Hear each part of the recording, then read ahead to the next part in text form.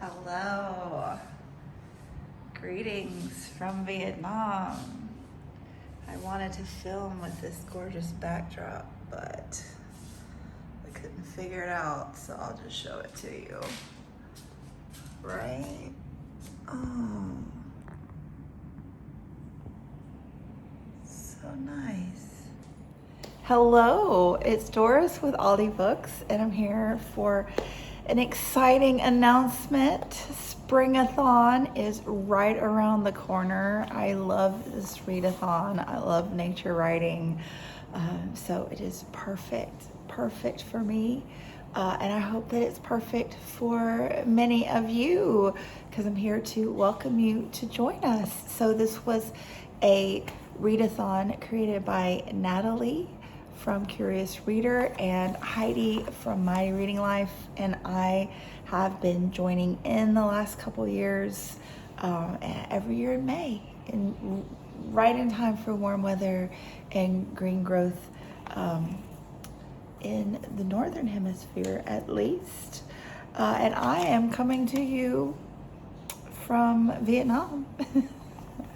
We're visiting Vietnam. I am living and teaching in China these days, but we're visiting Vietnam for spring break. So here we are.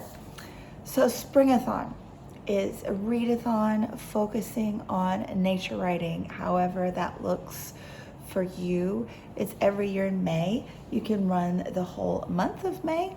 I think our official readathon runs from May 1st through the 14th, so the first 2 weeks of May, but I've got plenty of books, so I'll probably will just carry on through the whole month as I normally do.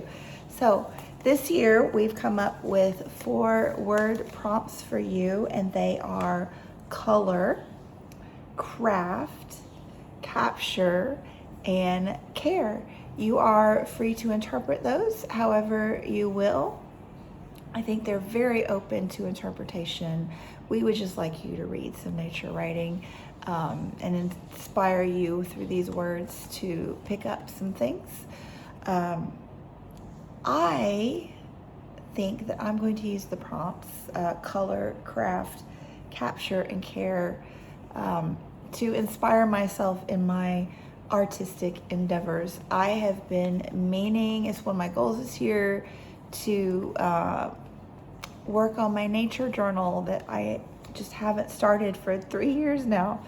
So maybe these prompts will inspire me. So I'm going to use them, color, craft, capture, and care, to do some pages in my nature journal. So however you want to interpret these, feel free. Dive right into nature this spring. But I do have some book choices to choose from as well. Excuse me.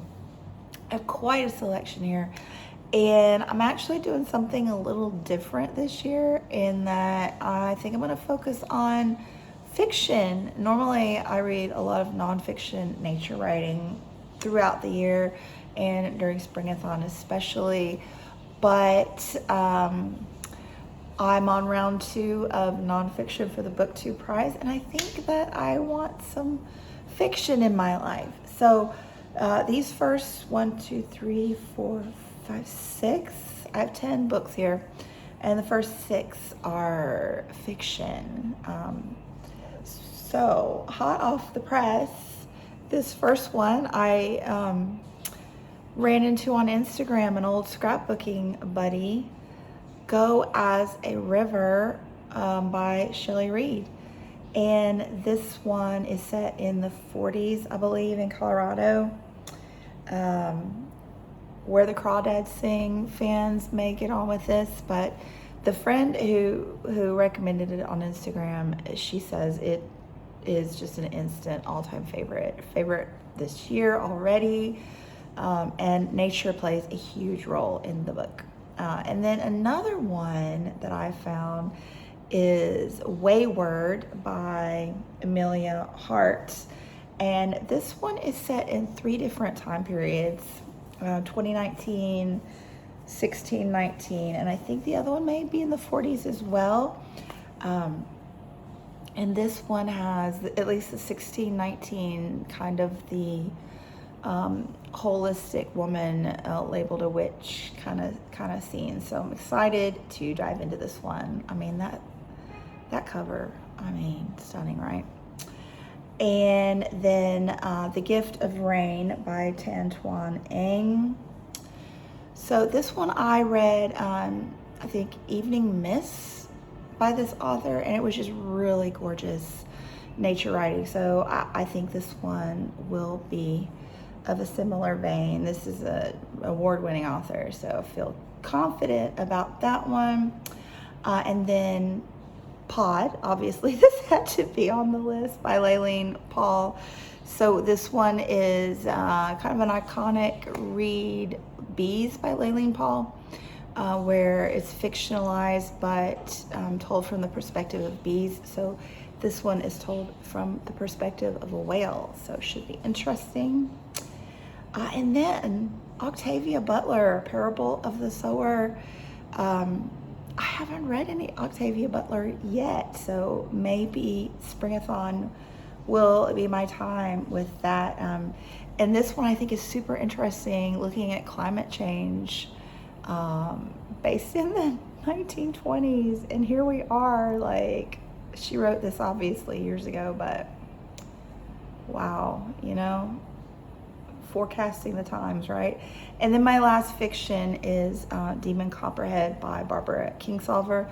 This is set in Appalachia, and Barbara Kingsolver is just always with the nature writing, so I feel confident that this will have some nature writing in it as well, because it's Barbara Kingsolver. Okay, and then nonfiction, I have Through a Window by Jane Goodall. I read recently her In the Shadow of Man and absolutely loved it. I read that for the Book Naturalist book club. And so this is a sequel to that nonfiction, but continuing her story with the chimps. And then I have Beloved Beast by Michelle Nijhuis. Heidi and Britta both have raved about this several times, so I've been wanting to read it. Beloved Beast, Fighting for Life in an Age of Extinction.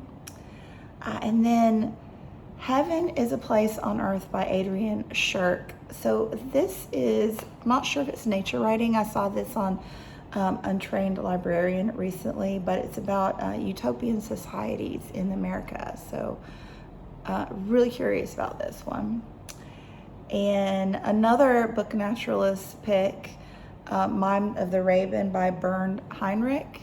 So I read A Year in the Maine Woods by him in January for Book Naturalists, and he is a biologist focusing on ravens. So I wanted to read his work focusing on that.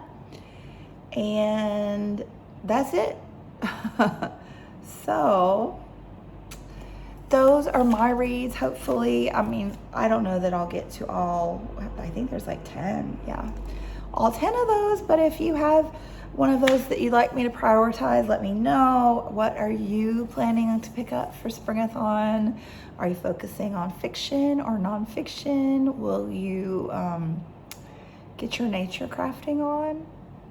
Or, you know, actually be inspired to get out in nature, take some hikes, go to some parks, do some gardening. So yes, Springathon, oh, the best time of the year. Anyway, thanks so much for watching, and stay tuned for more Springathon content coming up shortly. Bye.